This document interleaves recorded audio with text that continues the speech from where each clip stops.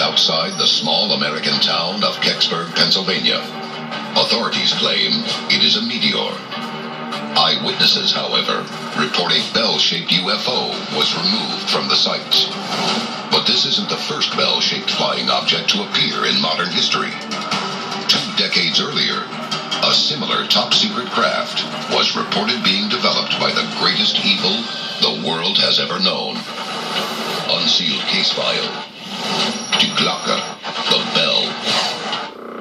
The piece of technology known as the Glocke, or the Nazi bell, was something that right up into the final days of the war, Hitler wanted to make it.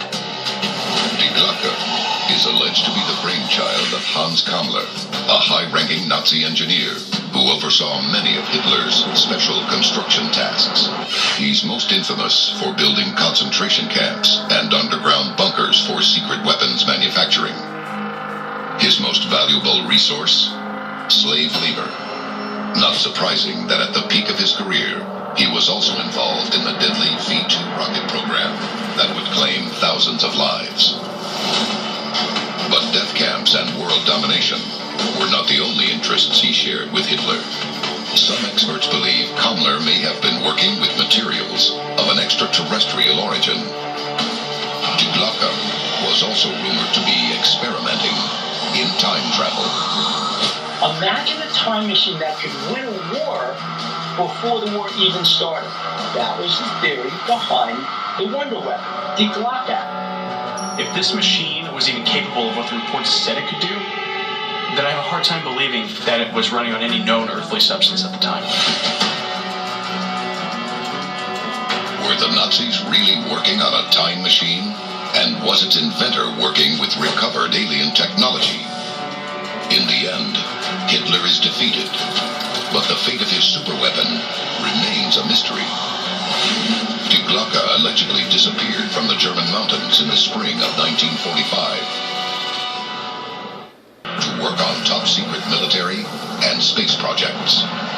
Among them is Hans Kammler, father of Die Glocke. The reported similarities between Die Glocke and the Kecksburg object are uncanny. The designs for the Nazi bell showed that it was about 15 feet in height, shaped like a bell, hence its name, cylindrical in shape. Was the Kecksburg object a descendant of the Nazi time machine? Did Hans Kammler trade the plans for Die Glocke to the American government in return for his freedom?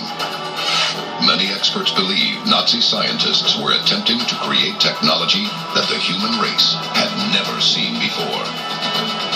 The fate of the Kecksburg object remains unknown, along with the Nazi technology behind Die Glocke. But the timing of the incident in the 1960s presents another very plausible theory. The Cold War was a huge barrier to the truth being brought forward. For obvious reasons. I mean, it was a pretty dangerous time. So between that and the technology, the truth embargo is still in place. Russia and the United States are not only competing for supremacy on Earth, they are also racing to the moon. Is the Kecksburg object a Soviet spacecraft? It is designed to orbit and explore Venus. The Cosmos mission is aborted in low Earth atmosphere as the craft loses control and begins a freefall back to Earth. Russia would need to inform the American government to avoid this being seen as an attack that could lead to nuclear war. In that event, the secrecy surrounding the Kecksburg incident could be the result of American desire to recover Soviet space technology. The Russian Cyrillic alphabet could also explain the strange symbols most of the witnesses report on the object. It's a compelling case that would explain a great deal, except for one inconsistency. Cosmos 96 landed 13 hours earlier, north of the Canadian border, a fact that has been confirmed by U.S. Space Command and NASA's chief orbital debris scientist, Nicholas Johnson.